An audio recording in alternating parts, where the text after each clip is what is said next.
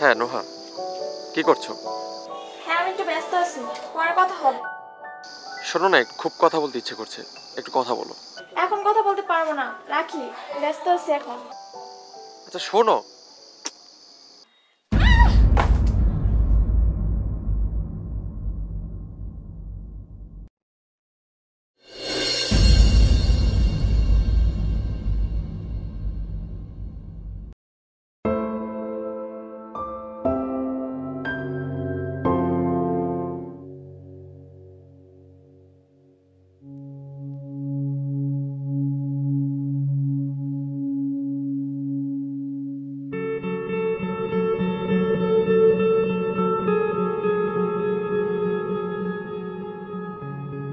আজ কতদিন পর তুই বাসা থেকে বের হলি?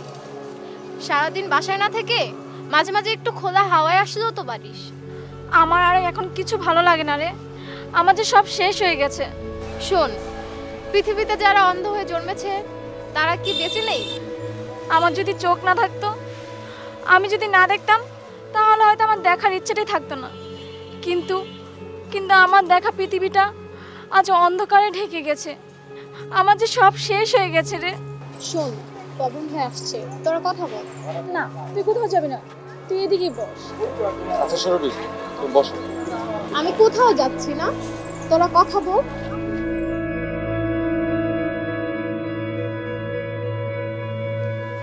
নোহা, কেমন আছো তুমি? তোমাকে কতগুলো ফোন দিলাম, ধরলে না কেন? আমার এখন আর কিছু ভালো লাগে না, আমাকে কিছুদিন একটু একা থাকতে দাও। নোহা, আমি যে তোমাকে কতটা ভালোবাসি তুমি কি সেটা বোঝো? তোমার চোখ হয়তো একদিন ঠিক হয়ে যাবে, তুমি আবার এই পৃথিবীর সব কিছু দেখতে পাবে। আর আমার তো কোনো সমস্যা নেই তোমাকে নিয়ে। আমি জানি তুমি আমাকে কতটা ভালোবাসো, কিন্তু আমার মতন অন্ধ মেয়ের সাথে ভালোবাসা তোমার পরিবার মেনে নেবে না। কেন নেবে না বলো? আমি আজই গিয়ে আমার পরিবারের সাথে কথা বলবো।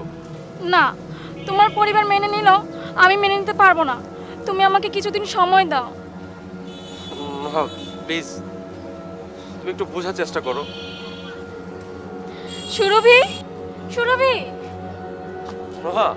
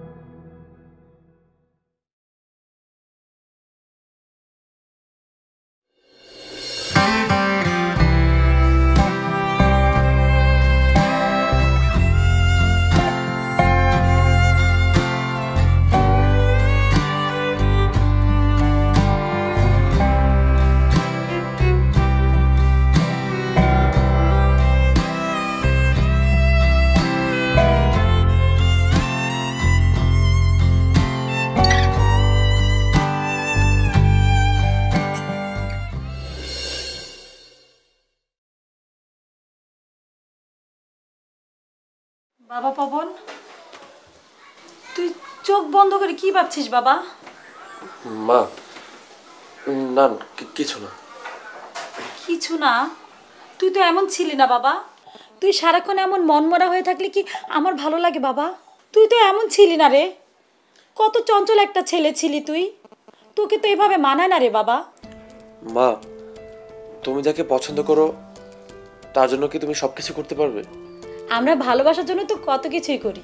তুই যখন ছোট ছিলি তখন আমার একটা অনেক ভালো জব ছিল, আমি সেই জবটাও ছেড়ে দিয়েছি একমাত্র তোর জন্য। কারণ আমার মনে হয়েছে ওই সময়টা তোকেই দেওয়া জরুরি ছিল। কিন্তু মা, এর চেয়ে বেশি কিছু করতে চাইলে? এটা সময়েরটা সময় বলে দেবে। কিন্তু কেন এই কথাগুলো বলছিস বাবা? না মা, কারণ তুমি আমার অনেক প্রিয়, আমি তোমার জন্য সবকিছু করতে পারি। পাগল ছেলে, এক কাজ কর, তুই তোর বন্ধুদের নিয়ে কোথাও ঘুরে আস, দেখবি মনটা অনেক ভালো লাগবে। কেমন? আচ্ছা, পরে যাব। আচ্ছা।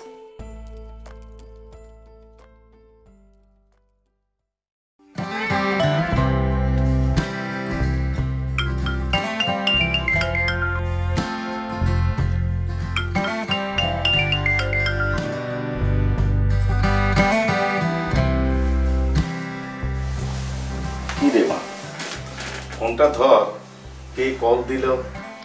এখন আর আমার কিছু ভালো লাগে না বাবা, কারোর সাথে কথা বলতে ইচ্ছে করে না। জানিস মা, পৃথিবীতে একজন মহিষী নারী ছিলেন, যিনি চোখেও দেখতে পেতেন না, কানেও শুনতেন না। চেষ্টা করে সেও একদিন পৃথিবীর শ্রেষ্ঠ বক্তা হয়েছিলেন। কোনো একজন লোক তাকে জিজ্ঞেস করেছিলেন আল্লাহ তাআলা তাকে কোনো কিছু দেন নাই, সেই জন্য তার কষ্ট হয় না। তখন সে কি বলেছিল জানিস? কি বলেছিল বাবা? সে বলেছিল, আল্লাহ আমাকে যা দিয়েছেন তার ব্যবহার করেই তো যেতে পারবো না, যেটা নেই সেটা নিয়ে ভাবার সময় কোথায়? বাবা, আমি খুব সাধারণ মানুষ, আমি কোনো মহিষী নারী নয়। আমি সাধারণ চোখ দিয়ে এই পৃথিবীটাকে দেখতে চাই, আমি সাধারণভাবে বেঁচে থাকতে চাই। বাবা, আমার খুব কষ্ট হয় বাবা।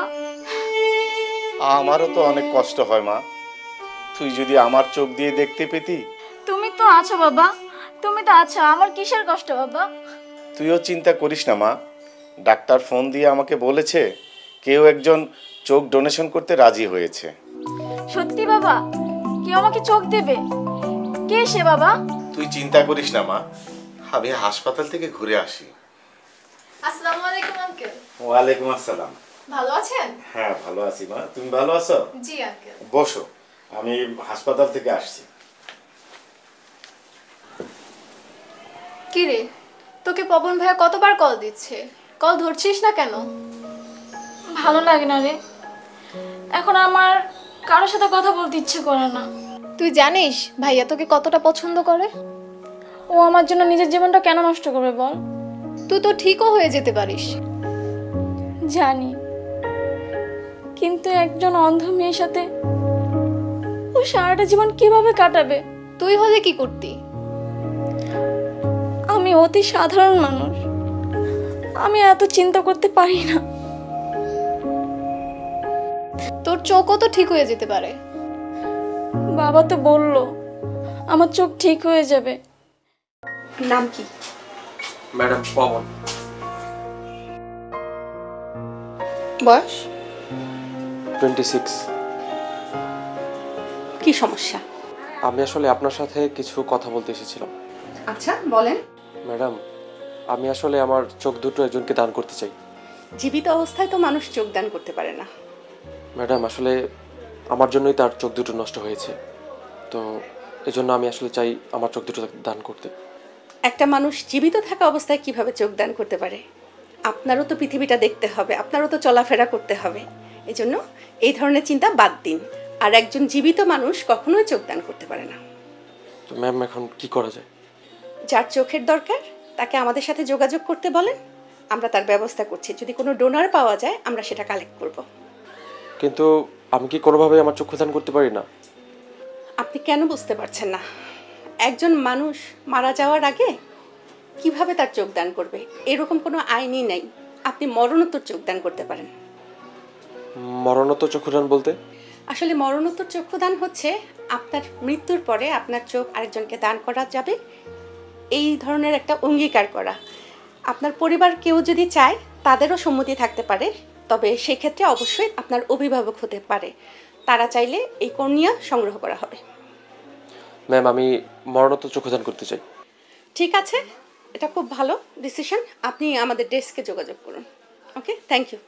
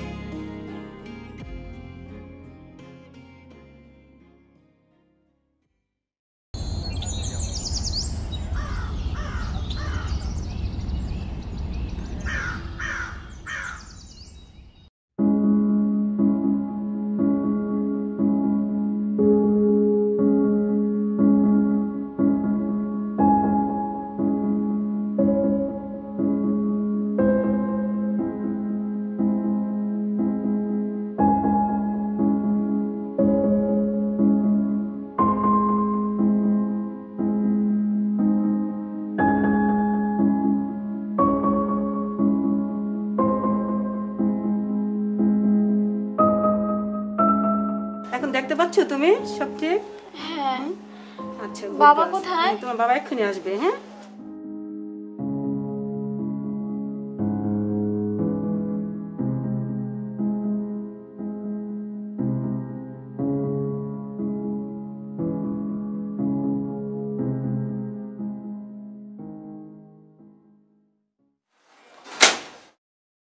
নোহা, হ্যাঁ আমি পবনের মা।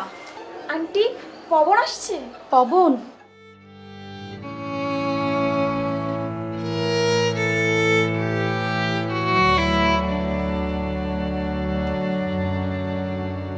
প্রিয় মা, আমি তোমাকে পৃথিবীতে সবচেয়ে বেশি ভালোবাসি। আমার সাথে কথা বলতে গিয়ে আমার প্রিয় আরেক মানুষ নোহা আজ অন্ধ। মা, আমার ভুলের জন্য আমি ওকে হারিয়ে ফেলেছি, তাই আমি আমার চোখ নোহাকে দিয়ে গেলাম। আমি হয়তো থাকবো না, কিন্তু তুমি ওর চোখে আমাকে দেখো। পারলে তুমি আমাকে ক্ষমা করে দিও। ভালো থেকো, তোমার ছেলে পবন।